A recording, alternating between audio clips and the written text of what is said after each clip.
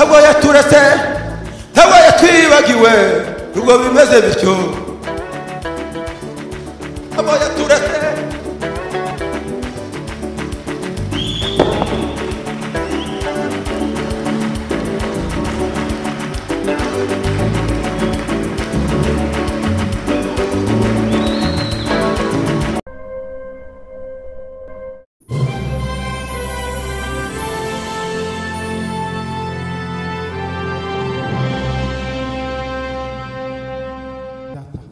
Dukomere Imana amashyi, dukomere Imana amashyi, dukomere Imana amashyi. Haleluya, haleluya, barikiwe, barikiwe.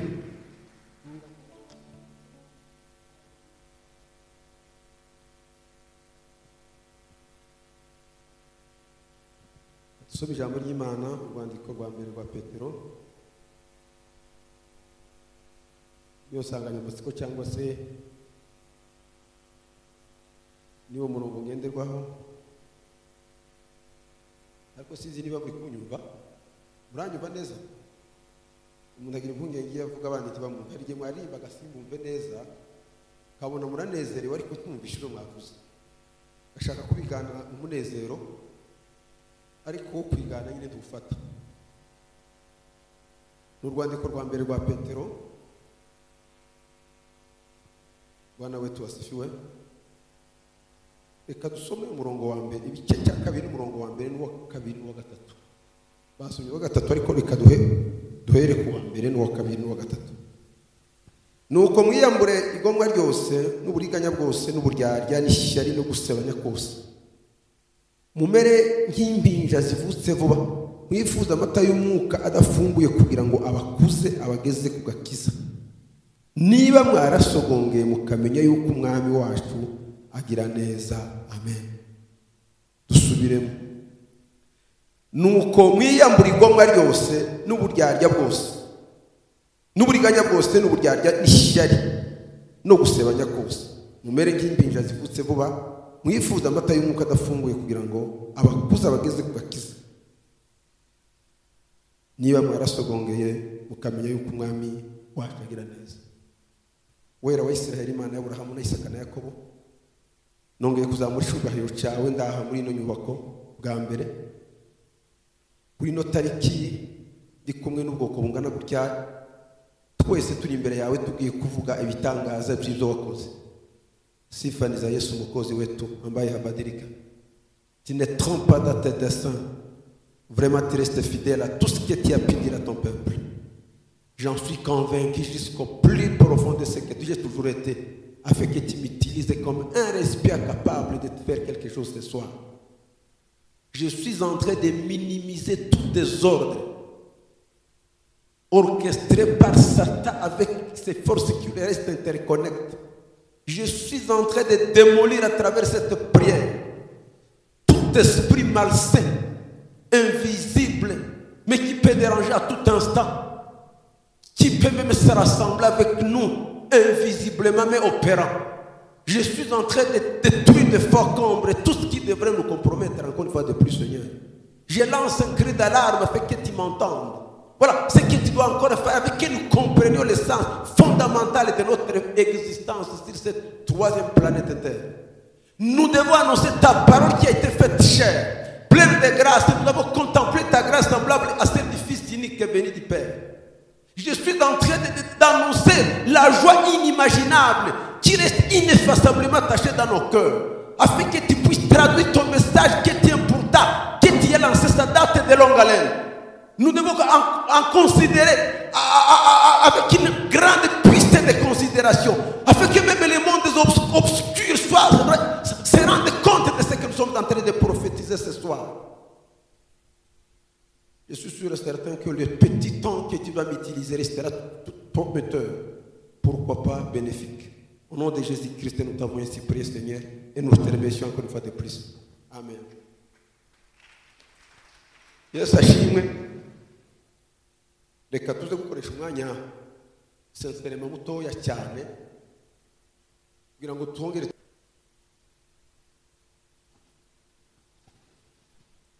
Sauti moja iliniuliza, wajua nini nilikufanyia nini? Kwa ajili yako niliteswa sana, ufike kwangu kwani nakupenda. Kwa ajili yako niliteswa sana, ufike kwangu kwani nakupenda.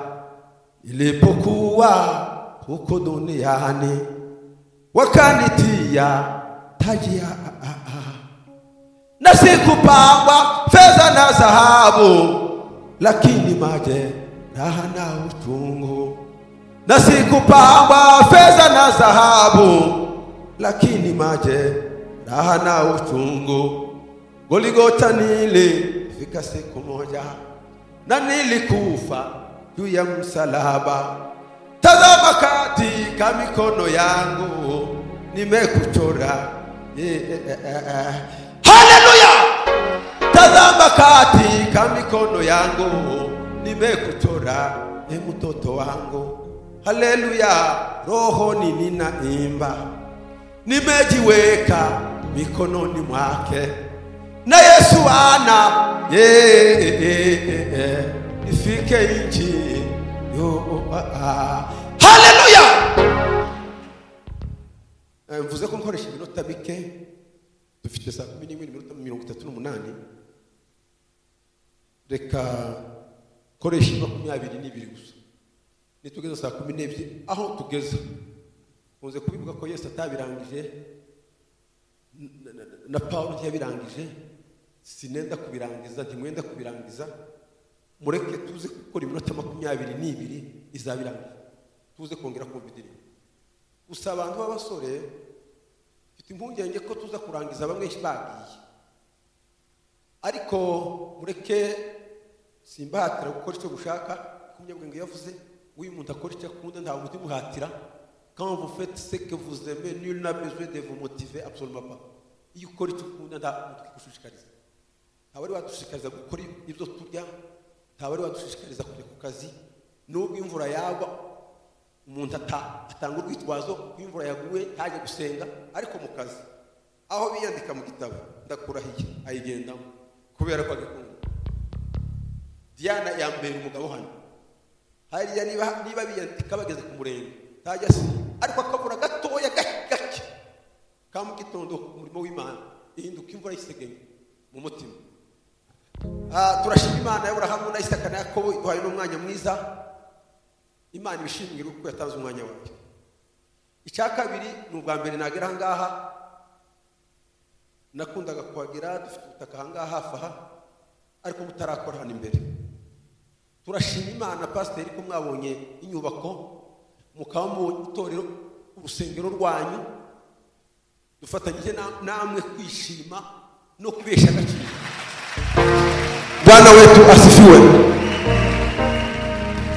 Imana himbazwe cyane. Iyi ni imwe mu nyubako twungutse muri kano karere no muri no mujyi, ku buryo wagira urubanza rwose wese rusaba gusenga, ngira ngo biroroshye kuba nta kindi cyahakorera. Imana yashishimwe cyane. Icya gatatu, turashima ku butumire mwadutumiye. Hari ubukwe uyu munsi, kandi ubukwe bukunda gusa n'ufashe benshi, ngira ngo ndabamwe kandi bwabaye kuva mu gitondo kugeza maginga, ngira ngo baraza kurangira nka saa 2. Ariko kubera ko nari mfite mu murimo nza gukora hano, sinaringiye ko nadotirangira, nasubiye mu rugo nitegura irivuga butumwa. Ntavuga butumwa nari natekereza ko ari ruto, ntabyo nari natekereza ko ryakorewe hafi, ntabwo ntekereza ko narikoranye n'abonzi, ntabwo ngiye agaciro gake kubera ko menyerewe cyangwa menyereye. Ejo bundi nabwiye abakristo abo twateranye kuwa gatatu, turaterana kuwa gatatu, narabitegereje mbona uko bambaye, mbona uko baza, mbona batiteguye guterana. Undagazana agashati k'amaboko akiraha agako mu mujyi, kazana agakweto gasanzwe, sinenda kuvuga ko tugira ibitangaza, nakanazanye nagaciriritse, ariko byibuze nakanyuzeho uburoso kugira ngo gace. Abantu bakaza nta Bibiliya bafite, kabatiteguye guterana, bakaza batelefona nk'abaza gusubirayo,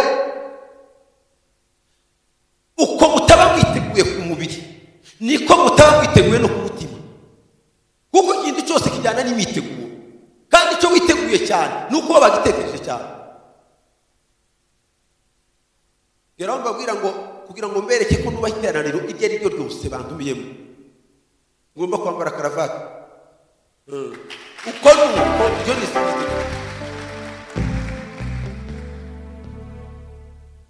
Hari umukristo wanyu witwa Bahoza, abari imvi wacu bigeze kumutumira mu cyumba hariya mukabasazi ninjoro, kandi aza yambaye ikoti na karavati, arabyambara araza kubabwiriza. None barabimbwira kibongera mutumiye, arambwira ngo natangaza yazanye karavati nijoro akambarira ibyo vuga buto. Ndavuga ngo uwo nguwo turumvikanye, uwo ni wenje.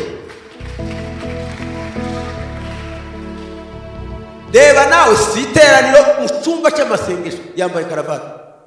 Simvuze ngo karavati ni igitangaza, ntimuhave muvuga gutyo please, ariko mbabwiye ko ari umwenda nubaha, aho nubashe ndawambara kuri ngewe, ariko icyo ni ikimenyetso kuri wowe ushobora no kutawambara ariko uhubake kibidutera kwari ukwivugira. Turashima Imana rero ko mwadutumiye, kandi iteraniro tugeshije agaciro gakomeye cyane. Nubwo umuntu yantumira ku giti cye ngo tuganire, nabesha agaciro kanswe itorero rya Restoration Church, kuko yarabivuze. Pasiteri aza hano nakoraga mu mirimo ya leta muri Cyahoze ari komine Busozo, sinigeze mba meya ariko nabaye burugumesitiri kuva muri 97 kugeza 2001 mu kwezi kwa gatatu, imyaka hafi. Nanjye wabaye burugumesitiri wa mbere n'uwa nyuma w'iyo komine, kuko isivaho bayihuza n'iyahoze ari komine Bugarama, ihinduka akarere ka Bugarama Kicuki. Reforme yabaye muri 2001 yongera kuba muri 2005, ariyo yabyaye turere duhari uyu munsi, Kanyamasheke na Rusizi mu Cyahoze ari Cyangugu, n'agace gato ka Rwamatamu mu Cyahoze ari Kibuye. Nakomeje gukora mu mirimo ya Gacaca imyaka igera kuri 7, nakora mu karere ka Rusizi, mu karere ka Muhanga, nza gusoreza mu karere ka Kamonyi 2009 ndasezera. Bakunda kutubwira abayobozi b'inzego z'ibanze ngo nabihaye Imana, hari n'igihe bapfa no kuvuga ko twanayihaye, hari no gupfa kuyitirirwa, kuko bihaye Imana igira uko amera n'uko asa, ariko nakaze no kudushishenga ngo turare neza tunirwe neza. Kuva icyo gihe rero ni umurimo nkora, kandi ndawukunda cyane. Iyo ngeze kwivuga butumwa numva ndikunze kuruta ibindi byose, kuko numva umuhamagaro wanjye ari aho ushingiye, naho ucometswe, naho ucometse, naho barizwa. Imana ishimwe rero ko icyo mwantumiriye. Sinkunda kuvuga imisango y'abashingiye, kandi sinanirwa kuvuga umusango, sinanirwa kuvuga ko twicaye mu rugo twemeza ko umwana aza gushaka bakundi bavuga. Sinayobwa kuvuga ko sogokuru yasize atubwiye kandi ntaranamubonye, ngo niko yatubwiye bijya byose na macho, ntaho bigeze bumva yavuze. Yapfuye atanavuze, wenda bamwe bishwe n'inzoga baguye ku musozi, ariko ngo yasize avuze, ntaho yavugiye, nitwe twavuze. Ibyo sinabinanirwa, ariko simbinenze. Gusa umurimo numva nkorana ubwuzu, umutima wanjye ukanezera n'uyu nguyu. Ijambo rero riravuga ngo nimba mwarasogongeye, turavuga kuri Petero akanya gato, yasenze by'amasezerano natanze ndayubahiriza. Petero ni intumwa, nimwe mu ntumwa 12. Ni umugabo utari warize amashuri menshi, ndetse ahubwo yari afite umurimo wo kuroba. Ni mwene Yona, yitwa Simoni mu Kigiriki, akitwa Simeyoni mu Giheburayo. Ni umuntu wahoze aroba, naho Yesu yamuhamagariye ashaka kumugira umurozi w'abantu. Yagendanye na Yesu kuro nyinshi.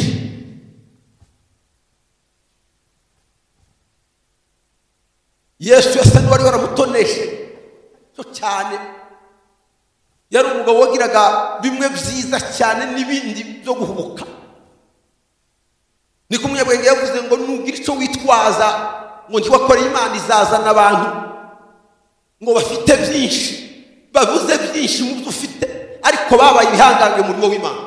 Biki wari rero ngo ibihangange mu murimo w'Imana ngo sabandi ngo sabakoze icyo mu Gifaransa bita les exploits. kuba baranditse amateka yo kubiha oya ngo nabazi ko nyuma y'ubuzima ngo hari ubundi buzima ngo izo nizo bihangange zo kwizera nibo abandi umwanditsi w'igitabo cy'Abaheburayo yanditse ngo abo bose nubwo bamaze guhamwa neza kubwo kwizera kwabo ngo ariko ntibarahabwa ibyasezerano ngo kuko Imana yadutekanye yatugambiriyeho ngo ikirushaho kuba cyiza kugira ngo badatunganywa rwose natwe tutarimo yahandi yavuze ngo se tuvuge ngo ibya Samweli ngo tuvuge kindi ngo igihe cyaturere ngo tuvuge ibya Yefuta tuvuge ibya Baraki ngo tuvuge ibya Dawidi tuvuge iby'abahanuzi n'abami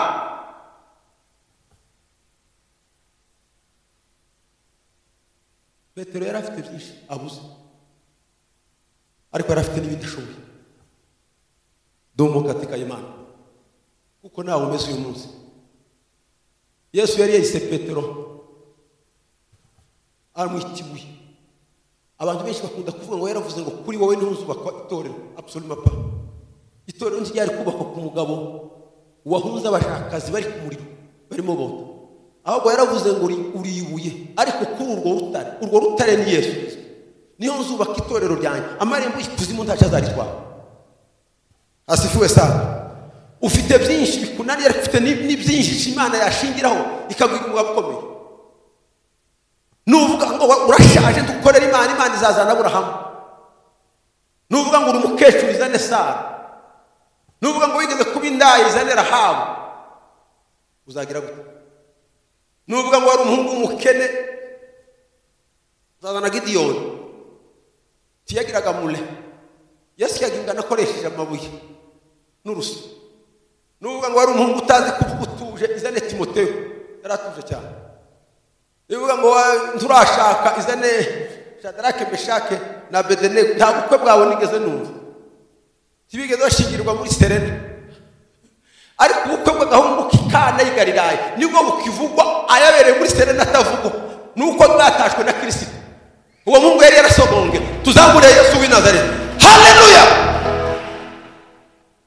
ayi data mu ijuru torabasaruzi ubakure muri twe babone kugenda bavuge Yesu cyane ko yadupfi amina uzi gucuranga bagucuranga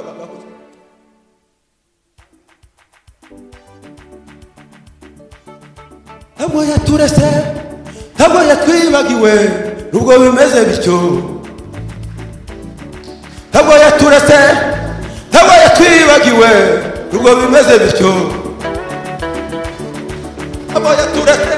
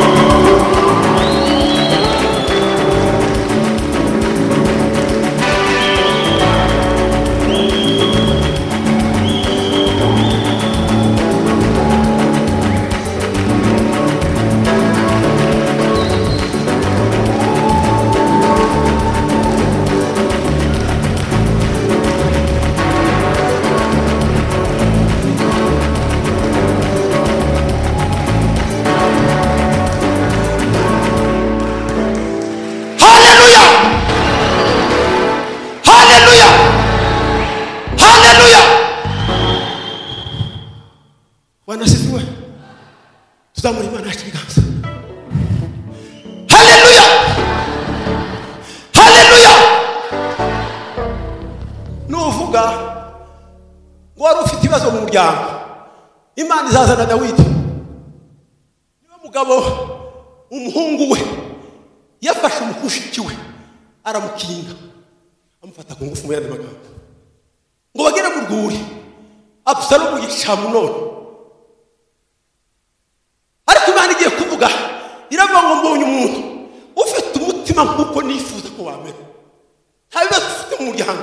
uzatuma utanezera Imana. Hakika ya nubwo ngo wari urwaye, Imana izazana Pawulo ngo yarafite igishakwe mu mubiri, yandikiye Abikorinto ngo nasabye Imana gatatu kose ngo ikinkureho, ngo irampakanira, ngo irambwira ngo umuntu bwanjye burabuhagije. Imana nubwo ngo warinubaga, Imana izazana Marita. Yakundaga kwinuba cyane kandi arimo akora neza. Hari abakristo benshi bakora ariko bakinuba, imirimo yose bakayirangiza ariko ikirangira no kwinuba. Kanisa ryacu, umurimo wacu, pasiteri wacu, korali yacu kandi arimo akora ni nko kumira ibyo wanga ariko ukabimira. Domo katika imani. Nibavuga ngo warahubukaga, bazazana Petero, yari umugabo uzi guhubuka mu itangiriro ryiwe. Nibavuga ngo wararakaraga, Imana izazana Yakobo, izane na Yohana. Yesu yarushye arabita ngo n'abana b'ikuba kubera gusa kurakara. Ngo bari bafite imyitwarire ikakaye ku buryo washakaga gukemura ikibazo cyose kivuka kubavuga nabi Yesu, ngo bakoresheje uburyo bukakaye. Aravuga ngo abangaba n'abana b'ikuba, les fils de tonnerre. Hakintu zire gusa. Nuvuga ngo uri umupfakazi, Imana izazana Rusi. Nuvuga ngo tubigeze uzarira kubiye, izazana Ana. Uzagira gute? Nuvuga ngo wagize ikibazo watewe n'umugore, izazana Samusoni. Yashitse kandi Domo katika imani. Nuvuga ngo waratewe ugira inzaba amatungo arapfa, izane Yobu. Nuvuga ngo wari umuhunzi, izane Daniyeli wakiranutse ari mu buhunzi. Nuvuga ngo wakoraga ibwami nicyo cyatumye, izane Nehemiya wari umuhereza w'ibwami, uzajya. Nuvuga ngo wari umuzamu, izane Moridekayi. Haleluya, amen. Petero uyu rero yakoze ibintu kabingahe minota yanjye yashize. Nitumara tuvuge ino jambo, ndavuga ibintu bibiri. Icyambere yarahubutse aho kabiri, yabwiye Yesu ngo abandi bazagusiga ariko njyewe sindagusiga. Yesu aravuga ngo bagiye gukubita umwungeri w'intama zitatana, arabeshya. Aba bakunzi biwe bagira ikibazo bati kandi buriya agiye kuwutanga. Abanzi biwe bati kandi yareka kuwutanga. Impaka ziraza. Petero kubera guhubuka ahita yemera ngo twawutanga. Yesu waremye ijuru n'isi, ni kumurimbye umuremyi w'isi yacu ni uhindutse muto, n'Uwiteka nyirigira rutare rudashira. Arareba Yesu aravuga uyu musoro, abantu baratekereza ko ntari umwami, kandi baratekereza ko ntari umutambyi, kandi baratekereza ko ntari umuhanuzi, ariko ninanga kuwutanga barandika kwa Kaisari. Ngo atekereza mu ko yaremye ijuru n'isi, ngo atekereza ko n'amafaranga bari butanga ngo ashobora kuyatransfera mu rufi. Ucyari mu ntama ikusoza ntimunyagare, asigaye iminota yanjye 5 kandi iminota 5 ntimuyincokozemo, ngiye kwisoma. Domo katika imani. Aratekereza abona ko amafaranga ari wowe yaremye, amenye ko amafi ari mu nyanja ari wowe yaremye, kandi nimwibuke umunsi wa 5 ngo ifi, Imana iravuga ngo ifi niziboneke, ibikururuka nibiboneke, bigera ku munsi wa 6 niho yavuze ngo tureme umuntu ngo agire ishusho yacu, ibindi byose byari zaremwe. Niyo transfer ya mbere y'amafaranga yabaye. Izi zose zikorwa hano ziracaginga. Wese umuntu ashatse kohereza 10,000 ngo bishikiraho umuntu ngo nangahe, ngo urashiraho 10,550 ukayagerekaho yo kuyagerekesha. Ariko Yesu transfer ntayikuraho, iyatanga uko yakabaye, nta wundi mwaje yabaye isi. Haleluya, amen. Aravuga ngo manuka ku mazi, yamanukanye n'abatasi b'Abayuda baza kwirebera icyo Imana irukore, ngo basamura ifi. Ubwa mbere basanga amafaranga atagabanutse atiyongereye, angana nagomba gutangwa kuri Petero no kuri Yesu. Amaso yayapfundura ko atanze umusoro, ariko se wukuye. Twebwe imisoro dutanga ni amafaranga tuba twahingirije, we ayakuye mu mazi kandi turabarubye, turabona ayo mafaranga. Baravuga ngo ahubwo aruta batanze. akaruta abahanuzi, akaruta n'abantu, kubera ko niwe wa mbere ukuye amafaranga mu ifi. Yari aho bwa kabiri. Ibindi bibiri asifiwe sana. Petero yaravuze ngo nguri ibuye ryanzwe n'abubatsi. Abwira Yesu aratunganyije ngo ariko kumana ryaratoranye. C'est une pierre angulaire, une pierre d'achoppement, ni ikigusha. Abayuda ngo cyari ikigusha, abagira ikigwari, c'était une folie, bwari urupfu. Ngo ariko kubagira ikibahamagawe n'abanyamahanga n'abayuda ngo ni Kristo, ngo kandi niwe mbaraga za niwe Petero yavuze ngo nimba mwarasogonge. Amina, amen. Sawa sawa sawa sawa sawa sawa. Imana ndanezerewe, muzamure Yesu w'i Nazareti. Haleluya.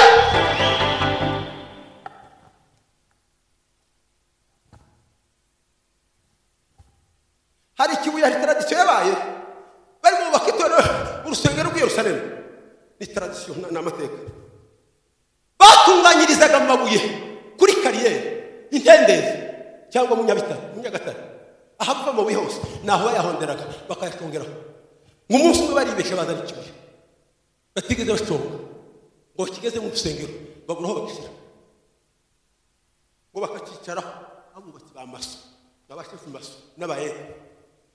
Nimba bararyaga ikigori n'avoka, nimba aramandazi muzi ko barya bikeya kugira ngo bitamara, bahembwe 3 bagomba kurira byuzuye 500, 205. Nimba ari mu inzoga igomba kakinywera icyatana kageza mu rugo. Hari n'abayamarira mu nzira cyo bituma basaza badakize kubera kuyarya ubushonojoro. Ngo bicaraga kuri ayo mabuye, izuba rikaza rikabasanga, izuba rikavira cyakibuye. Yesu yakubiswe n'izuba, alishuka katika mabonde akapanda milima, alisikilika kama sauti nyikani, dumu katika imani. Alipatwa na shida kadha wakati ambazo mwanadamu hawezi kuzielewa isipokuwa kwa wale ambao ni wateule wa Mungu, ambao wanafuata nyayo zake na kuelewa kinagaubaga ni kipi Kristo anataka kukitaja. Yaguhereye ubuntu rutangira ubune kandi dufite byose bikomoka wari twemeze cyane rwose mucunguzi wacu gutunga nawe hose mubo wapiriye. Ijwi ry'umwami Yesu rirakubwira ngo ya mu mahanga yose ubugibya Yesu bazaruka kabiri. Yesu abarokore babatizwe n'amazi n'umwuka wera de. None cyakibuye ngo umunsi umwe hariya mu nguni bashaka kwakira ibuye bararibura, baravuga ati ko kiyakibuye kiba hanze kitwagisundika ngo tugishyira hariya.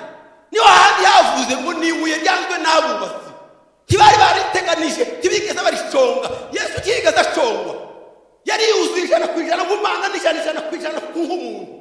Tiyigeze arwara, tiyakingiwe, tiyarwaye kokorisi, tiyigeze arwara iseru, ngo yakuranye imbaraga z'umubiri n'iz'ubwenge, ngo nta wundi mwana w'urugero rwe ugeze tukirana, ngo yakuze atagira umukori w'icyaha. Haleluya, amen. Iminota yagera ku isaha ngengabihe twavuze yashize. Ntimuyimpa muri ubwo buryo, mureke tubimvikaneho. Tuzamure Yesu w'i Nazareti. Haleluya. Ntabwo inyongezo yangana n'ikiguzi, ntibishoboka inyongezo ni ku gato. Nuko gusa tugiye tugira ku biro, ariko kera aho twabaga twaguraga inyama ku biro barayipimaga bagapimisha indoke. None orangiza twabwira uti nimwongeze, akongeza kangana utungeza. None mwebwe inyongezo iraruta ikiro, mureke ifate indi minota mikeya. Tuzamure Yesu w'i Nazareti. Amina, amina, amina. Baba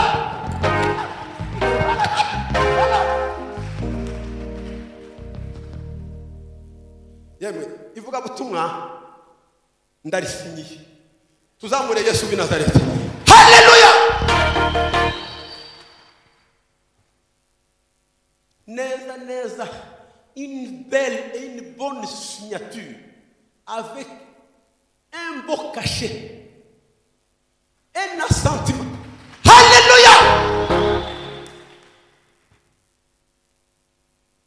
Cyakibuye baragikuruye n'ibiti no muri cyaco ngoba ya bati nibuye ryanzwe n'abubatsi ariko ku Mana ryari ryaratorejwe ngo kandi niryo rikomeza ifuruka.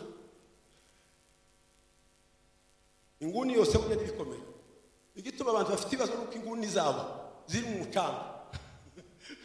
Nukuri kw'Imana nta mabuye manini arimo. Inguni n'uducanga turimo n'utuntu tw'ubusabusa. Ariko kugira ngo ukomere nuko abona ikibuye y'ikigugu ibuye rutayandi kuko inguni ni ikibazo. Le coin kwe niyifatira. Cyakabiri yavuze cyiza ngo ngiye kuzajya soza noneho. Yaravuze ngo twakuva ngo tukajya hafi ngo ko ari ufite amagambo y'ubugingo yo kuduha. Niko na Yesu yavuze. Yaravuze ngo nukuri ngiye ubugingo nukuri n'umuzuko nako unkurikira ntazagenda mu mwijima. Yabibwiraga nde Marta na Maria ngo se wizeye ngo nubwo umuntu yaba yapfuye azakomeza ngo naho utarafa wizeye ngo ntazafiteka ryose ngo se wizeye ibyo. Izo ni Petero yavuze. Ibyo Yesu yavuzeho bibiri asifiwe sa ngo yarabashije se yemwe abantu banyitande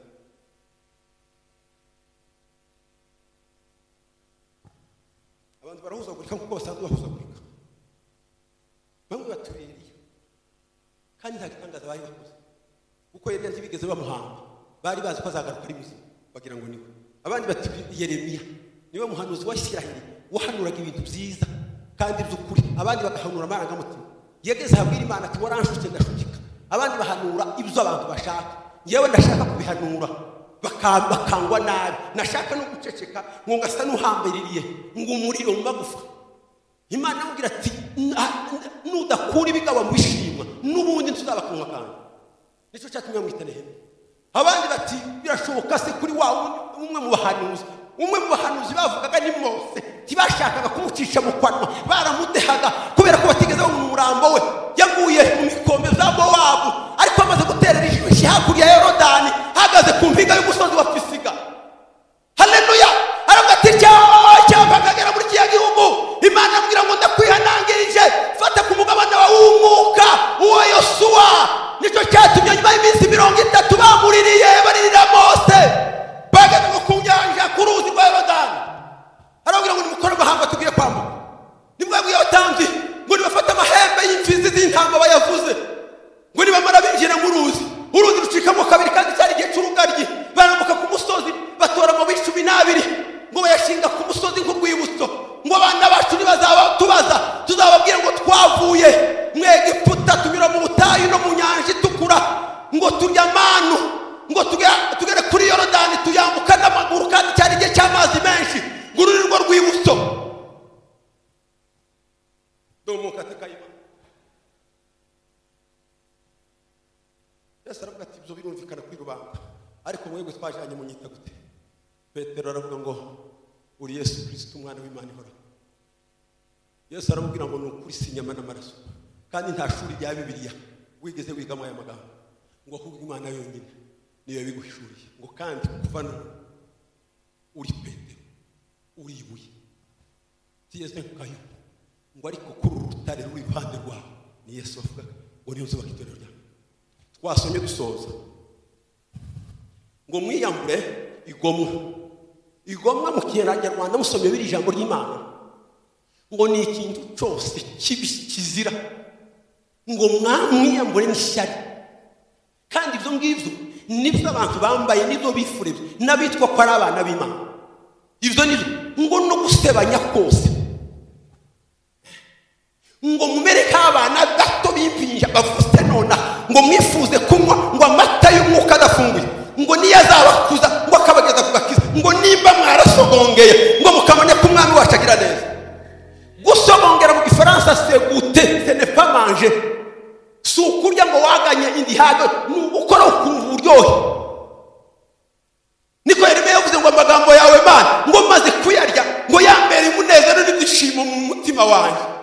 Yesu agiye kujya mu ijuru yaravuze ngo mujye mubigenza gutya kugira ngo munyibuke. Pawulo agiye kubivuga asifuwe sana, aravuga ngo ijoro bamugambaniye mu Yesu umutima, niko na Yesu yabwiye abari bamukurikiye. Bukeye yahagije abantu imigati n'amafi bikeye, agiye kubabwira arababwira ngo munkurikiye kubera ibyo naraye nkoze, ariko reka mbabwire ngo ni njyewe umutima wamanutse uvuye mu ijuru. Reka mbabwire muri uno mugoroba, uwariye kuri Yesu ntasambana, uwariye kuri Yesu ntiyica, uwariye kuri Yesu ntaroga, uwariye kuri Yesu ntiyikinisha, uwariye kuri Yesu asifiwe sana, abafite ibyo kurya by'intungabugingo ku buryo bimubera umuryango umukingira n'ikibambazi kimukingira, ibi byaza bigasubirayo. Yesu kuva mu itangiriro n'icyo kurya kandi niwe ugize bibiri.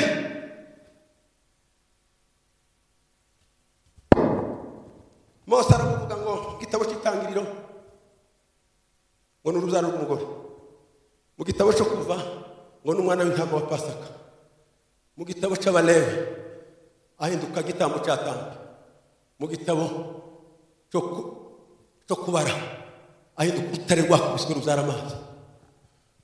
Domo katika imana ngo agere mu gitabo cyo gutegeka kwa kabiri ahinduka umuhanuzi, ngo aje mu gitabo cya Yosuwa ahinduka umugabo w'ingabo z'Uwiteka, ngo aje mu gitabo cy'abacamanza ahinduka notre libérateur, umucunguzi wacu, ngo aje mu gitabo cya Esiteri ahinduka notre allié céleste, umufatanyabikorwa wacu wo mu ijuru, ngo agere kuri Nehemiya ahinduka le restaurateur des nations, uwakuye abantu mu mahanga. Imana himbazwe cyane. Ngo waze muri Ezra ngo nagiye bivangavanga ahinduka umwasi w'umuhanga, arakomeza ibitabo by'ingoma biriya bitabo byose twakwita kwiza amateka, ahinduka umwana bwana wetu asifiwe. Ngo ari mu gitabo cya Yobu ahinduka umucunguzi wanje kandi ngo ariho kandi ngo azahagarara ku isi. Ngo aze mu gitabo cya Zaburi ahinduka muntu zose kuri njyewe. Ngo aze mu gitabo cy'imigani ahinduka notre destination, ku cyerekezo cyacu. Ahinduka umubwiriza ahinduka umwami w'ibihe. Ngo aze mu ndirimbo ya Salomo ahinduka umukunzi wacu. Ngo ari mu bitabo byose by'abahanuzi ahinduka umuhanuzi wari waravuzwe. Ngo aje mu butumwa bwiza kuko bwanditswe na Matayo ahinduka umwami. Ngo aje muri Mariko ahinduka umukozi. Ngo aje muri Luka ahinduka umuganga. Ngo aje muri Yohana ahinduka umwana w'Imana.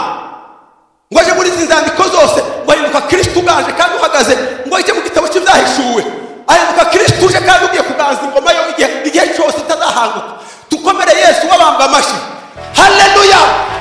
Reka kubwira mwene data, hirya y'ibyo kurya bisanzwe by'intungamubiri turya kugira ngo tubeho, hari icyo kurya gitunga ubugingo. Ni musogongere gusa kandi umuntu aryoherwa iyo yasogongeye. Hari umutwe babajije ngo se nuba burugumestere niko uzakora, ngo azasogongera ku bigage byose byaremye mu isoko. Ati bazampa umuheha sogongera ku kiri kigage numve ko kiryoshye. Yesu si kigage, iyo umusogongeye utakindi kigage usogongera uba wariye ibyo kurya ugomba kuzakurikirana. Nicyo gituma iyo gusogongeye kimwe mu abagore bacuruza imyembe, atwara imyembe yose ariko agasiga umwembe yaciyemo kugira ngo uje kwiherera agasogongera amenye ko n'imyembe nyene wabo nayo ari myiza. Yesu si imyembe arihagije kuba utamugereka ikindi, ni mu murye azatunga ubugingo bwawe.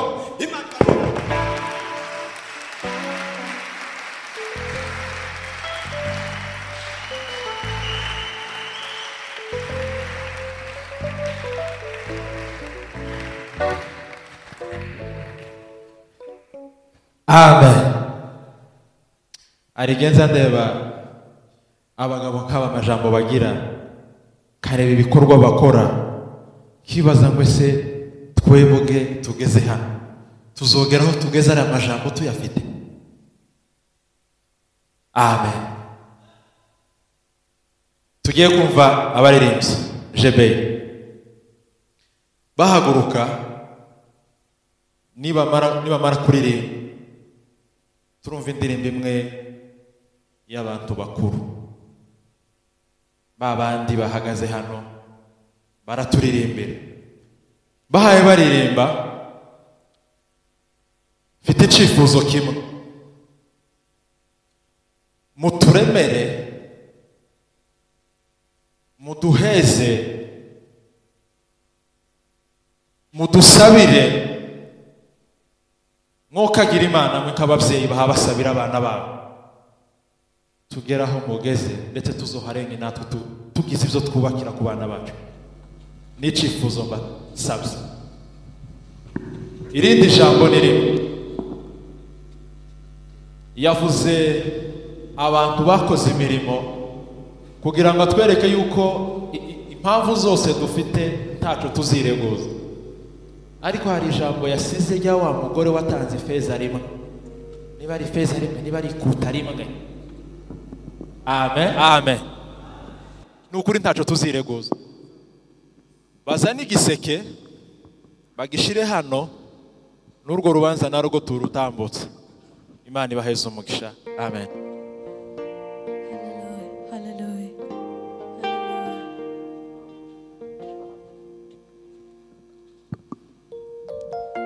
Hallelujah. Hallelujah. Hallelujah.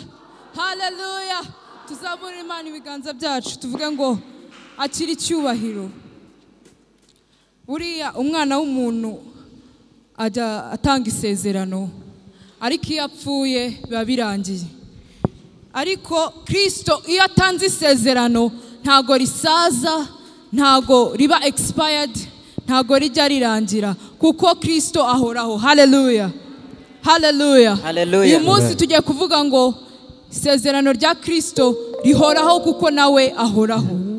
Amen.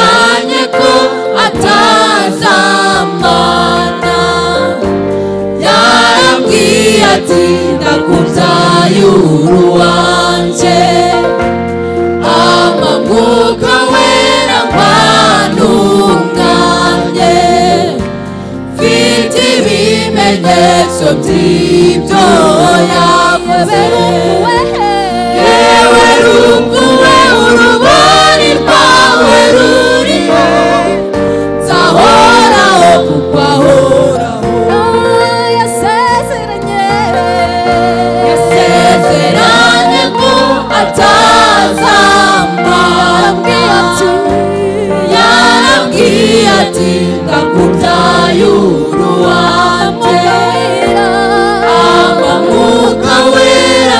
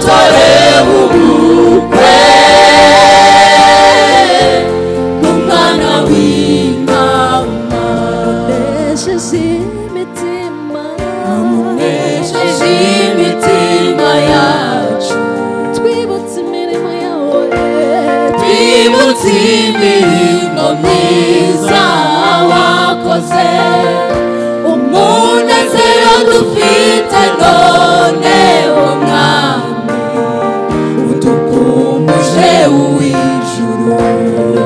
Nejeje imitima yacu, twibutse imirimo yawe, twibutse imirimo myiza wakoze, umunezero dufite none wo mwami udukumbuje uw'ijuru. Nejeje imitima yacu twese, nejeje imitima yacu, twibutse imirimo yawe, twibutse imirimo myiza wakoze, umunezero dufite none wo mwami udukumbuje uw'ijuru. Hahirwa ufite isezerano, Imana ihoraho, hahirwa uwatorewe ubukwe, umwana w'intama. Hahirwa ufite isezerano, Imana ihoraho, hahirwa uwatorewe ubukwe, umwana w'intama. Hahirwa ufite isezerano, Imana ihoraho, hahirwa uwatorewe ubukwe, umwana w'intama. Hahirwa ufite isezerano, Imana ihoraho, hahirwa uwatorewe ubukwe, umwana w'intama. Hahirwa ufite isezerano, Imana ihoraho, hahirwa uwatorewe ubukwe, umwana w'intama. Hallelujah. Hallelujah. Hallelujah. Hallelujah.